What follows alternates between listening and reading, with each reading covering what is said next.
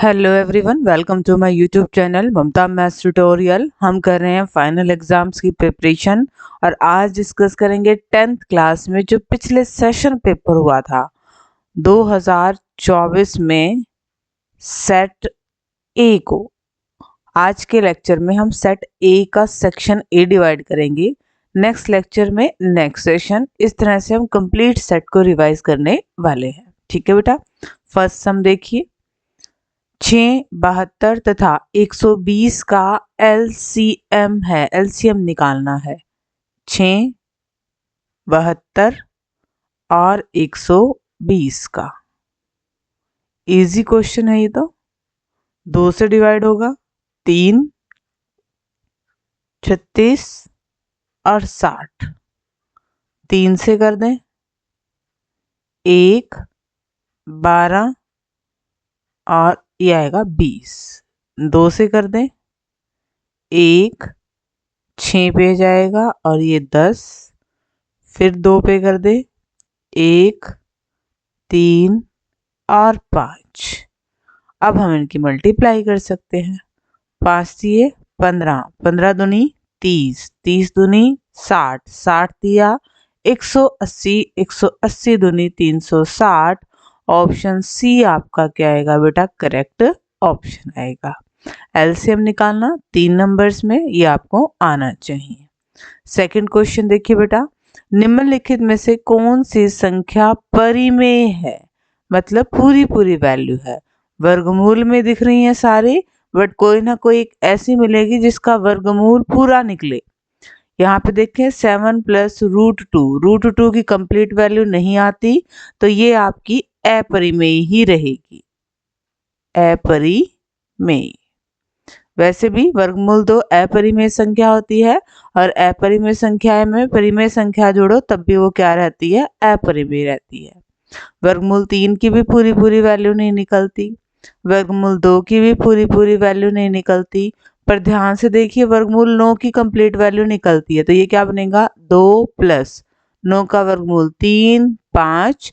5 को हम लिख सकते हैं 5/1 और जैसे ही बटे में लिखा एक ऐसी संख्या बन गई परिमेय, तो ऑप्शन सी आपका करेक्ट ऑप्शन है।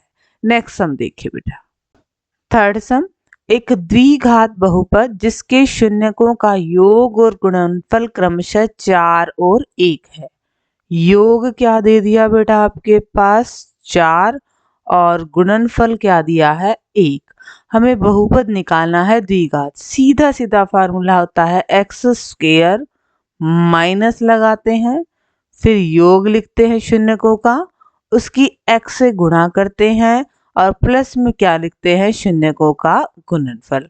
तो योग भी है गुणनफल भी है, इसकी वैल्यू पुट कर दो। x² माइनस योग कितना है? 4, साथ में हमारे क्या है? x प्लस गुणनफल कितना है? 1। अब ये देख लीजिए क्या बनेगा ऑप्शंस के अकॉर्डिंग। ऑप्शन बी बेटा आपका करेक्ट ऑप्शन आएगा।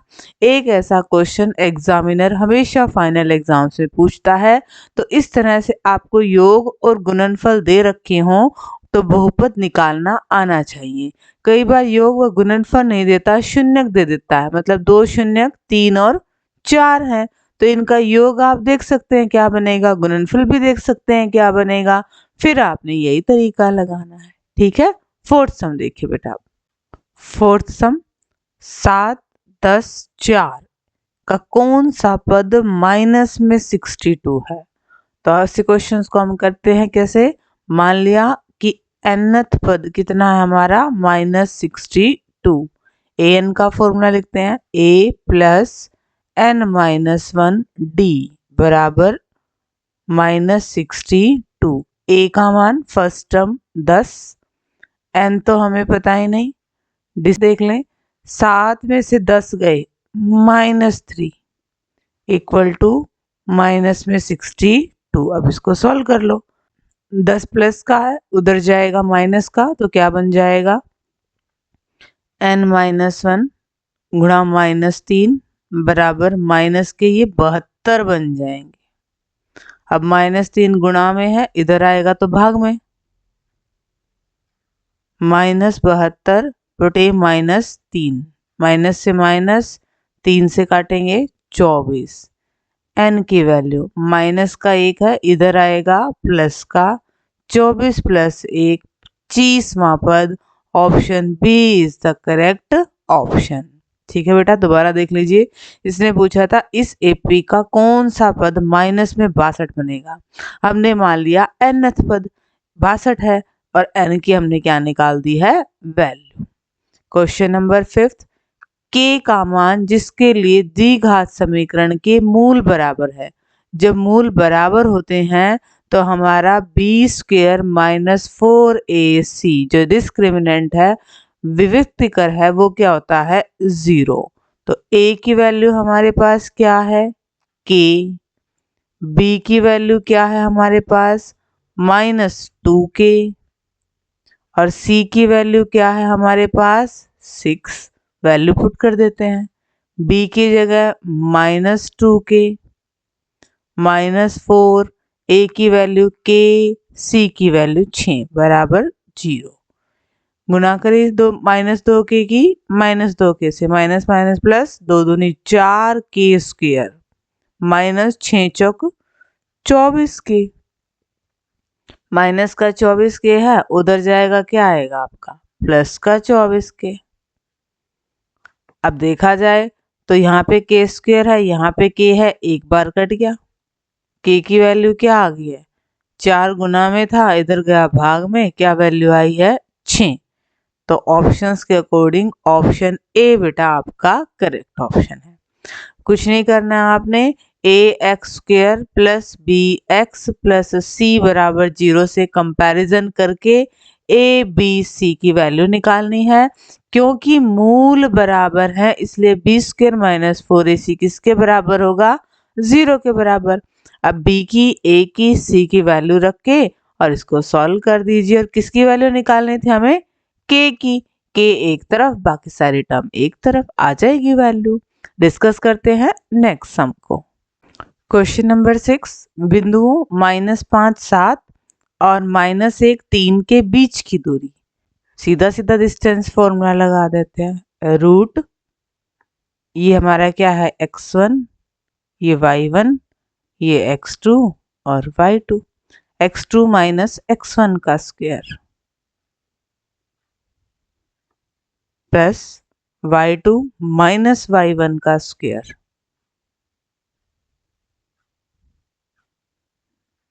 5 में से गया 4, 4 का स्क्वायर 16। 3 में से 7 गए -4, -4 का स्क्वायर भी 16। 16 और 16 रूट 32। रूट 32 के टुकड़े अगर करें हम, 2 दूनी 4 दूनी 8 दूनी 16 दूनी 32। एक पेयर बाहर आ गया, एक पेयर बाहर आ गया और अंदर बच गया एक बार रूट। 2 दूनी 4 वर्गमूल 2। ऑप्शन के अकॉर्डिंग ऑप्शन बी बेटा आपका करेक्ट ऑप्शन है। ठीक है बेटा, सिंपल सीधा सीधा 2 पॉइंट दे दिए हैं, बीच का डिस्टेंस निकालना है, दूरी सूत्र का फॉर्मूला लगाना है। कैलकुलेशंस में आपने मिस्टेक्स नहीं करनी है। क्वेश्चन नंबर 7 देखिए, त्रिभुज ABC और DEF में, त्रिभुज ABC और दूसरा त्रिभुज क्या है आपके पास, DEF में कोण B किसके बराबर है, कोण E के। ठीक है, कोण C किसके बराबर है, कोण F के, ये भी ठीक है। AB भुजा किसके बराबर है, DE के। तब दो त्रिभुज समरूप हैं और सर्वांगसम भी है। सर्वांगसम है लेकिन समरूप नहीं, समरूप है लेकिन सर्वांगसम नहीं, नहीं सर्वांगसम नहीं समरूप। यहाँ पे आपने कॉन्ग्रुएंट और सिमिलर में से चूज करना है। पहले सर्वांगसम देखिए, क्या सर्वांगसम की कोई कसौटी लग रही है, कोई क्राइटेरिया लग रहा है, S S S, S A S A, R H S में से दो कोण बराबर तो हैं बट इनके बीच की भुजा बराबर नहीं है। ठीक है, तो सर्वांगसम तो ये नहीं होगा। ठीक है, ऑप्शन बी हमारा कट गया, ऑप्शन ए हमारा कट गया, सर्वांगसम तो ये नहीं होगा। बात करते हैं समरूप की। समरूप में बेटा अगर दो त्रिभुजों में आपस में दो कोण बराबर होते हैं तब भी वो समरूप हो जाती हैं। तो ऑप्शन सी आपका करेक्ट ऑप्शन आएगा। ये दोनों त्रिभुज समरूप तो हैं लेकिन सर्वांग सम नहीं। सिमिलरिटी की क्राइटेरिया होती है ना एंगल एंगल, सिर्फ दो कोण बराबर हो तो वो समरूप होते हैं। ठीक है, डिस्कस करेंगे क्वेश्चन नंबर 8 को। क्वेश्चन नंबर 8 देखिए बेटा, यदि एक बिंदु P से O केंद्र वाले किसी वृत्त पर PA PB स्पर्श रेखाएं परस्पर 80 डिग्री के कोण पर झुकी हों तो कोण POA बराबर है। वृत्त है और इसका केंद्र क्या है O, बाहर से बिंदु क्या है P और हमें दो स्पर्श रेखाएं खींचनी है PA और PB। ये स्पर्श रेखाएं आपस में कितने डिग्री के कोण पे झुकी हैं 80 डिग्री के कोण पे और हमें क्या निकालना है एंगल POA, ये वाला हमें एंगल निकालना है, ये वाला। अगर हम इसको मिलाएं तो हमें ये दो त्रिभुज दिख रही हैं। ये दो त्रिभुज बेटा सर्वांग सम बनेंगी। क्यों? क्योंकि बाह्य बिंदु से स्पर्श रेखाओं की लंबाई बराबर होती है। ये वृत्त की क्या बनेंगी त्रिज्याएं और ये क्या होगी उभयनिष्ठ। तीनों साइड्स बराबर हैं। S S S congruency criteria से दोनों त्रिभुज क्या होगी सर्वांग सम, मतलब कोण भी बराबर है। पूरा 80 का है तो ये वाला कोण सिर्फ इतना कितने का बन जाएगा हमारा 40 डिग्री का। त्रिज्या स्पर्श रेखा पर लंब होती है, ये कोण कितने का बना 90 डिग्री का। हमें ये वाला निकालना है। त्रिभुज के तीनों कोणों का जोड़ 180, 90 और 40 कितने हो गए 130। तो ये कोण हमारा कितने डिग्री का बना 50 डिग्री का बना। ये क्वेश्चन बेटा एक्सरसाइज से उठाया गया है, सीधा सीधा आपको आना चाहिए। Next question, question number 9। 5 centimetre त्रिज्या वाले एक वृत्त के बिंदु 5 सेंटीमीटर त्रिज्या वाले एक वृत्त के बिंदु P पर स्पर्श रेखा PQ, एक बिंदु P पर स्पर्श रेखा PQ केंद्र O से जाने वाली एक रेखा से बिंदु Q पर ऐसे मिलती है कि OQ बराबर 12 सेंटीमीटर और ये आपको क्या दे दिया है 5 सेंटीमीटर त्रिज्या PQ। हमें ये लंबाई निकालनी है। हमें पता है त्रिज्या स्पर्श रेखा पे क्या होती है लंब। तीसरी भुजा निकालेंगे, समकोण त्रिभुज है तो हम क्या लगाएंगे हमारी पाइथागोरस प्रमेय। कर्ण का वर्ग बराबर आधार का वर्ग प्लस लंब का वर्ग। कर्ण कर्ण होती है बेटा 90 डिग्री के सामने वाली भुजा, वो कितने हमारे पास 12। आधार PQ ये तो हम निकालेंगे। लंब लंब है कितना है 5। सॉल्व कर दो, 12 की 12 से गुना 144। PQ का स्क्वायर तो हम निकालेंगे। 5 की 5 से गुना 25, प्लस का 25 है इधर आएगा माइनस का बराबर PQ का स्क्वायर। घटा दें इसको, 14 में से 5 गए 9, 1 1 119 बराबर PQ का स्क्वायर। ये वर्ग यहाँ जाके क्या बन जाएगा वर्गमूल और PQ की लंबाई क्या आएगी वर्गमूल 119। This is our correct option. दोबारा देख लीजिए बेटा, सीधा सीधा समकोण त्रिभुज है और हमें भुजाएं दी हुई थी, उस हिसाब से हमने हमारी पाइथागोरस प्रमेय लगाई, कैलकुलेशन की और ये हमारा रिक्वायर्ड आंसर है। डिस्कस करेंगे क्वेश्चन नंबर 10 को। क्वेश्चन नंबर 10, साइन 60 कोस 30 प्लस साइन 30 कोस 60 का मान क्या है। इसके लिए बेटा वो टेबल है वो आपको मेमोराइज होनी चाहिए। साइन 60 की वैल्यू होती है √3/2, cos 30 की भी वैल्यू यही होती है √3/2 प्लस साइन 30 की वैल्यू होती है 1/2 और cos 60 की वैल्यू भी क्या होती है 1/2। गुणा करें, ये बनेगा आपके पास 3/4, इनकी गुणा करें 1/4, एलसीएम लेके जोड़ेंगे तो क्या बनेगा 4/4 और क्या आ जाएगा 1। ऑप्शन के अकॉर्डिंग ऑप्शन बी आपका करेक्ट ऑप्शन है। 11 यदि साइन ए बराबर 3/4 तो टेंजेंट ए का मान। समकोण त्रिभुज हम बना लें। साइन का फॉर्मूला क्या होता है, लंब बटे कर्ण। मतलब लंब हमारा कितना है 3 और कर्ण हमारा कितना है 4। पहले तो हमें आधार निकालना पड़ेगा। आधार के लिए हमें क्या चाहिए कि पाइथागोरस प्रमेय, कर्ण का वर्ग बराबर आधार का वर्ग प्लस लंब का वर्ग। कर्ण कितना हमारे पास 4, आधार तो हम निकालेंगे अभी, और लंब कितना हमारे पास 3। 4 चौक 16 बराबर आधार का वर्ग प्लस 3 तिया 9, इधर ले आओ। 16 माइनस 9 बराबर आधार का वर्ग। 16 में से 9 गए 7 बराबर आधार का वर्ग, और आधार हमारा यहाँ से क्या आ गया है, वर्गमूल 7। हमें क्या निकालना था, टेंजेंट। टेंजेंट का फॉर्मूला क्या होता है बेटा, लंब बटे आधार।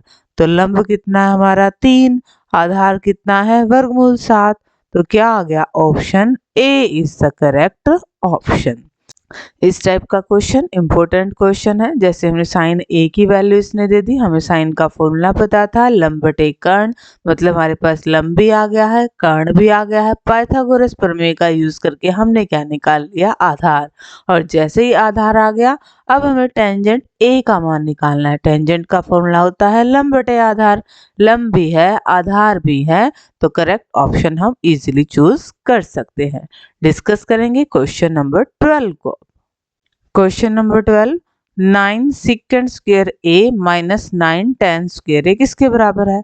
तो हम 9 कॉमन ले सकते हैं, अंदर क्या बचेगा, सेकंड स्क्वायर ए माइनस tan स्क्वायर ए, और इसकी वैल्यू क्या होती है बेटा, 1 होती है। कैसे, हमने फॉर्मूले में पढ़ा है 1 plus tan square A equal to second square A.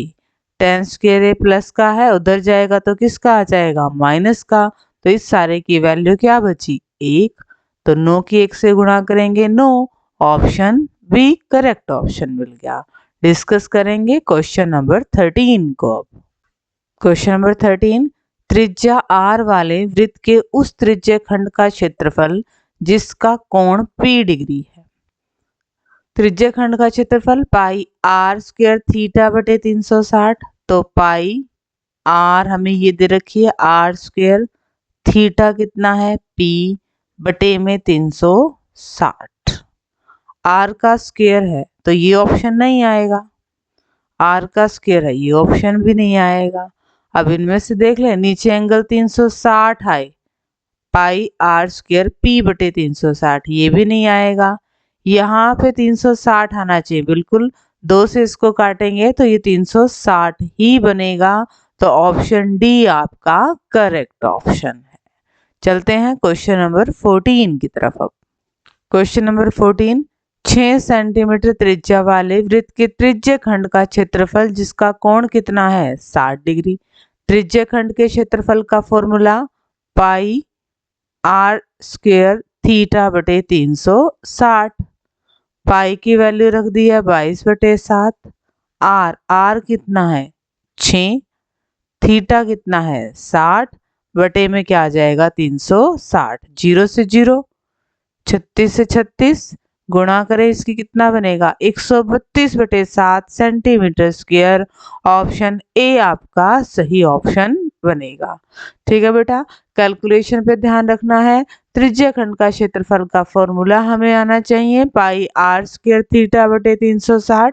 Are की वैल्यू रखी है, थीटा की वैल्यू रखी है, जो टर्म कट रहे थे काट दी, बाकी ऊपर ऊपर की गुणा नीचे नीचे की गुणा, और हमारा करेक्ट ऑप्शन हमें मिल रहा है। क्वेश्चन नंबर 15 देखिए। क्वेश्चन नंबर 15, त्रिज्या 2.1 सेंटीमीटर वाले धातु के गोले का पृष्ठीय क्षेत्रफल इनमें से क्या आएगा। गोले का पृष्ठीय क्षेत्रफल, इसका फॉर्मूला बनेगा बेटा 4 पाई आर स्क्वायर। 4 पाई की वैल्यू रख देते हैं 22 बटे 7 गुणा में आर हमारे पास है 2.1 गुणा में 2.1। 7 से इसको काटेंगे, 7 या 21, 0.3। अब गुणा कर दें, 22 चौक हमारे पास क्या बनेगा 88 और 21 दिया क्या बनेगा 63। 8 तिया 24, 8 तिया 24, 25, 26, 6 अठे 48, 6 अठे 48 और 4 52।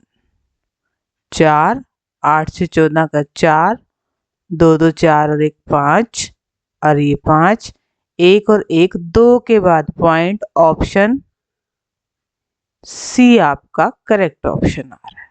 ठीक है बेटा, सिंपली गोले का पृष्ठीय क्षेत्रफल पूछ रखा था, surface area of sphere, formula क्या बनेगा 4πr²। आर की वैल्यू आपको गिवन है, रिमेनिंग कैलकुलेशन है और ये आपका आंसर आ जाएगा।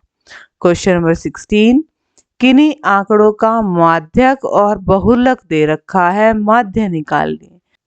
इसके लिए बेटा आपको एक फॉर्मूला बहुत अच्छे से आना चाहिए। वो क्या होता है, एक रिलेशन होता है माध्य माध्यक बहुलक मीन मीडियन मोड में। क्या 3 टाइम माध्यक बराबर बहुलक प्लस 2 टाइम माध्य। इंग्लिश में बात करें तो क्या बनेगा 3 median equal to mode plus 2 mean. अब वैल्यूज रख दीजिए सारी। 3 माध्यक का मान कितना है, माध्यक आपको दे रखा है 11, बहुलक कितना दे रखा है आपको 17 प्लस 2 इंटू माध्य। 11 तिया 33 बराबर 17 प्लस 2 इंटू माध्य। 17 प्लस का है, उधर ले जाएंगे माइनस का, कितना आएगा 33 में से 17 गए 16 बराबर 2 इंटू माध्य। हमें तो माध्य का मान निकालना है, 2 इधर आ जाएगा, कट जाएगा तो कितना आएगा 8। ऑप्शन बी आपका करेक्ट ऑप्शन। ये क्वेश्चन आप तभी निकाल पाएंगे जब आपको ये फॉर्मूला पता होगा। तो इस फॉर्मूले को अच्छे से अपने माइंड में सेट कर लीजिए। ये रिलेशन है माध्य माध्यक बहुलक में, मीन मीडियन मोड में। इस क्वेश्चन में माध्यक और बहुलक दे रखा है, हो सकता है किसी और क्वेश्चन में माध्य और बहुलक दे दें और क्या माध्यक निकालना है। तो ये फॉर्मूला आपको पता होगा तो आप इजीली क्वेश्चंस को कर पाएंगे, क्योंकि बाकी तो जस्ट आपने वैल्यू पुट करके और कैलकुलेशन करनी है। ठीक है बेटा, डिस्कस करते हैं क्वेश्चन नंबर 17 को। क्वेश्चन नंबर 17, निम्नलिखित वितरण के लिए माध्यक वर्ग और बहुलक वर्ग की निचली सीमाओं का योग क्या बनेगा। Sum of lower limits of median class and modal class. तो देखें जरा, मॉडल क्लास तो हमारे पास सीधी ही होगी, सबसे ज्यादा फ्रीक्वेंसी कितनी है 20, तो ये वाली बनेगी। इसकी लोअर लिमिट क्या आ गई है 15, एक तो ये आ गया। माध्यक देख ले, माध्यक होता है बीच का वर्ग, वैसे तो बीच का वर्ग ये है, या फिर अगर हम फ्रीक्वेंसी को भी जोड़ें तो ये बनेगी 10, 15 और 10 25, 25 और 12 37, 37 और 20 57, 57 और 9 66, 66 का आधा 33, इसी में ही आएगा। ठीक है, यही है। इसकी लोअर लिमिट कितनी बचेगी 10, 15 और 10 25। ऑप्शन बी बेटा आपका करेक्ट ऑप्शन आएगा। देखिए इसने क्वेश्चन को कैसे चेंज करके दिया है। अगर इस क्वेश्चन में माध्यक निकालते तब भी हमें माध्यक वर्ग तो निकालना पड़ता, एल किसकी लेते। ऐसे ही बहुलक वर्ग के लिए हमें एल निकालना पड़ता, एल किसकी लेते। तो इसने इन दोनों ही क्वेश्चंस में कहा है कि आप एल निकालिए और उनका क्या कर दीजिए, योग कर दीजिए। तो माध्यक वर्ग हमने ढूंढा, ये बना, इसकी हमने लोअर लिमिट निचली सीमा ले ली। बहुलक वर्ग हमने ढूंढा, ये बना, इसकी भी हमने लोअर लिमिट ले ली। इनका चाहिए था योग और ये कर दिया है इसका योग। ठीक है, डिस्कस करेंगे नेक्स्ट सम को। क्वेश्चन नंबर 18, एक पासे को एक बार फेंका जाता है, एक डाई को एक बार फेंका, विषम संख्या ओड नंबर। अब टोटल तो हमारे पास 6 होते हैं, उनमें से ओड कितनी है 1 होती है, 3 होती है, 5 है। विषम संख्याएं 3 ही होती हैं, तो प्रायिकता क्या बनेगी 3 टोटल आउटकम कितने हैं 6, काटेंगे तो क्या बनेगा 1/2। ऑप्शन बी आपका क्या आएगा करेक्ट ऑप्शन। एक एक नंबर वाले क्वेश्चन है और लास्ट के 2 हमारे कौन से हैं असर्शन रीजन भी आएंगे एक एक नंबर वाले क्वेश्चंस में। तो फटाफट इन 2 क्वेश्चंस को और डिस्कस कर लेते हैं। क्वेश्चन नंबर 19 अभिकथन और कारण। पहला काम आपका बेटा जैसे ही आपको अभिकथन और कारण वाला क्वेश्चन देखना है एक बार इनको देखो, ये दोनों सत्य हैं या असत्य हैं, बाकी ऑप्शन बाद में देखेंगे। पहला देखो, वर्गमूल 3 एक अपरिमेय संख्या का उदाहरण है। बिल्कुल ये आपका इरेशनल नंबर है तो ये बात तो होगी सत्य। कारण और देख लो, सभी धनात्मक पूर्णांकों के वर्गमूल अपरिमेय होते हैं। सभी प्लस के नंबर का वर्गमूल अगर आप निकालो तो वो कंप्लीट नहीं आएगा, ये गलत हो गया बेटा। मान लो 4 है, प्लस का है, 4 का वर्गमूल क्या आएगा 2, 2 तो अपरिमेय नहीं आया, तो मतलब ये हमारा क्या हो गया गलत। ए सही है आर गलत है, ऑप्शन सी। अभिकथन ए सही है लेकिन कारण आर गलत है, तो ये आपको ऑप्शन मिल गया। पहले इन दोनों को ही आपने देखना है कि सही और गलत कौन से हैं। अगर ये गलत है ये सही है तो ये ऑप्शन हो जाता, दोनों सही आ जाएं तो इन दोनों में से ऑप्शन बनेगा। अगर कारण सही व्याख्या कर रहा है तो ए और नहीं कर रहा है तो बी, इसका आपने ध्यान रखना है।